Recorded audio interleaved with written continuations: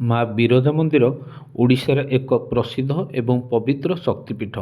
ଏହି ମନ୍ଦିର ଓଡ଼ିଶାର ଯାଜପୁର ଜିଲ୍ଲାରେ ଅବସ୍ଥିତ। ମା ବିରଜାଙ୍କୁ ଦେବୀ ଦୁର୍ଗାଙ୍କର ଏକ ରୂପ ବୋଲି ମନେ କରାଯାଏ। ପ୍ରତିବର୍ଷ ହଜାର ହଜାର ଶ୍ରଦ୍ଧାଳୁ ଦର୍ଶନ ପାଇଁ ମନ୍ଦିରକୁ ଆସନ୍ତି। ପୁରାଣ ଅନୁସାରେ ଦେବୀ ସତୀଙ୍କ ନାଭି ଏହି ସ୍ଥାନରେ ପଡ଼ିଥିଲା, ତେଣୁ ଏହାକୁ ନାଭିଗୟା ମଧ୍ୟ କୁହାଯାଏ।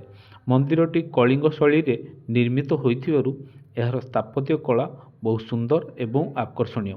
ମା ବିରଜା ମନ୍ଦିର ଓଡ଼ିଶାର ଗୌରବ। ମନ୍ଦିର ପରିସରରେ ନାଭିଗୟା କୂପ ଅବସ୍ଥିତ।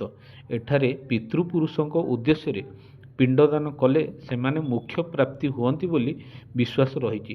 ଭାରତର ମହାମହିମ ରାଷ୍ଟ୍ରପତି ଶ୍ରୀମତୀ ଦ୍ରୌପଦୀ ମୁର୍ମୁ ଏହି ନାଭିଗୟାରେ ପିଣ୍ଡଦାନ ମଧ୍ୟ କରିଛନ୍ତି।